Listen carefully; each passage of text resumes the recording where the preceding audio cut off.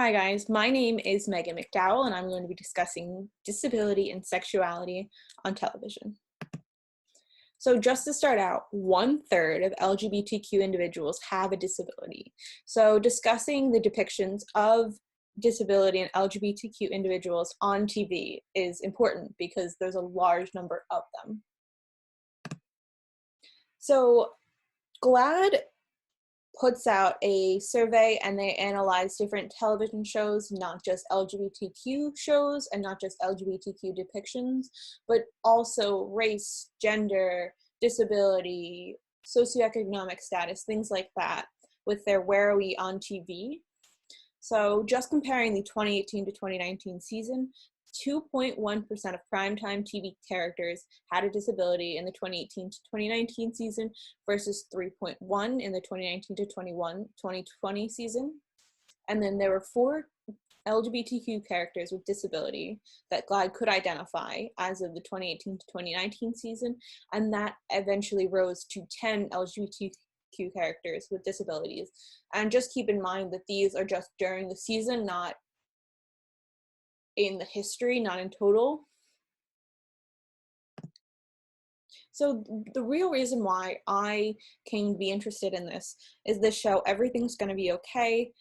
It's one of my absolute favorite shows, and I really like the character of Matilda, who is a woman with autism, which I think isn't really always depicted, and she also kind of has a lot of explorations about her own sexuality, so I thought that was really cool, and I just love the show so much, and I realized that there aren't a lot of shows that do depict people with disabilities and just kind of exploring their sexuality, whether they are straight or LGBTQ.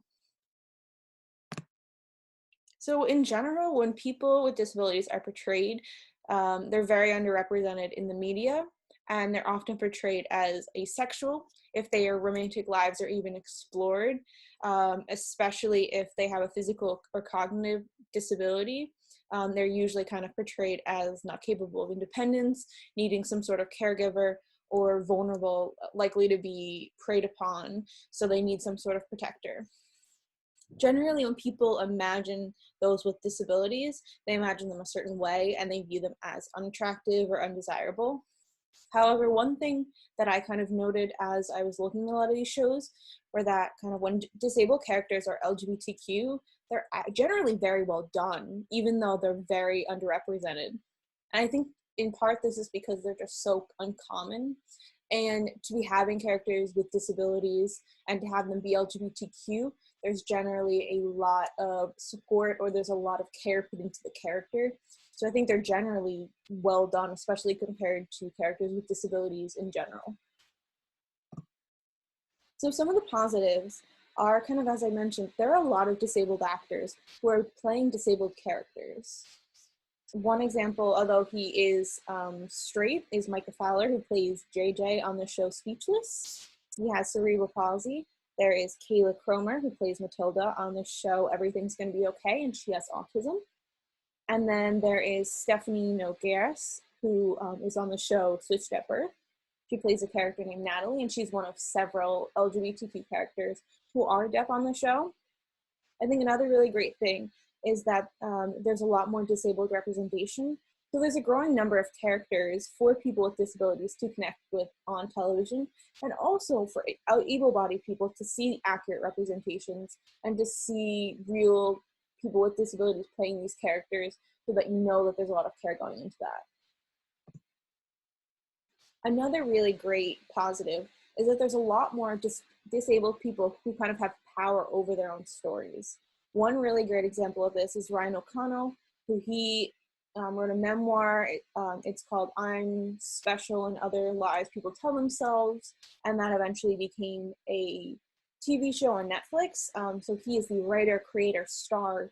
He's gay, he has cerebral palsy, and his show Special is on Netflix right now. So that just kind of shows the care and kind of the importance of having not just representation on screen, but also representation off screen, so that you have people who are knowledgeable putting together these works so that they are representative, they're accurate, they kind of are diverse as well.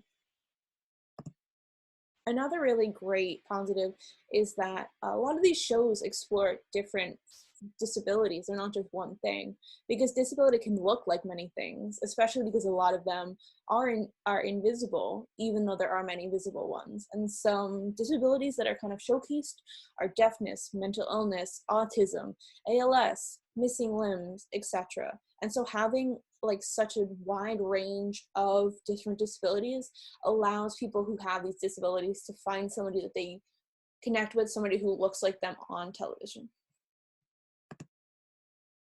So some negatives are that these characters are generally very white. People of color are already underrepresented within LGBTQ portrayals or even just in general TV.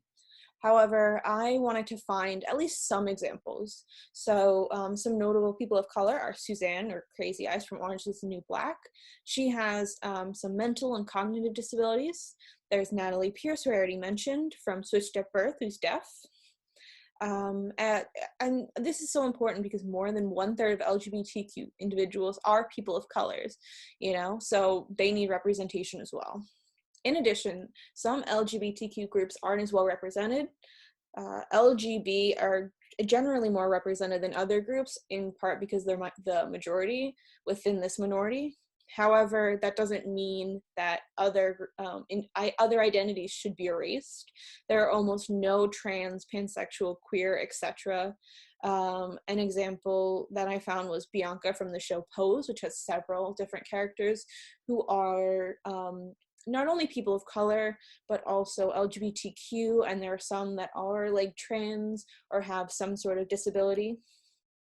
Another example are Matilda and Drea, who are from the show Everything's Gonna Be Okay, and they're both pansexual. Another negative is that almost all disabled characters are played by able-bodied actors. So even though there is a lot more characters that are being played by people with disabilities, there still are a lot. I think almost 95% of disabled characters on TV are played by an able-bodied actor or somebody who doesn't have that disability. So not only are there very few disabled characters, but also disabled actors are ignored when it comes to casting. So disabled actors aren't getting roles that are meant to be for disabled people, but they're also not getting roles that maybe aren't specifically written for people with disabilities, but could actually be played by a disabled actor. So some of the negative messages are that people with disabilities can't be sexual, or they can't have fulfilling romantic relationships. Even if they are sexual, if they have some sort of like romantic or sexual relationship, it's generally straight, that disabled people aren't attractive, are unattractive, or they aren't desirable. They can't be desired because they have this disability, that they're not capable, that they need to be taken care of by somebody, or they're somebody who should be pitied. Also, that disability looks like one thing. As I mentioned, they're generally white. A lot of disabled characters are male. So, like that disability kind of looks like this one thing, instead of kind of erasing all of the racially, socially, economically diverse characters that could be there. One important thing is that having representation helps fight a lot of the negative stereotypes and a lot of the negative messages. People are generally uninformed, and they don't care unless they're made to care. They won't seek out this information themselves, especially because oftentimes they don't know about it. And if they don't know about it, they're not going to care about it.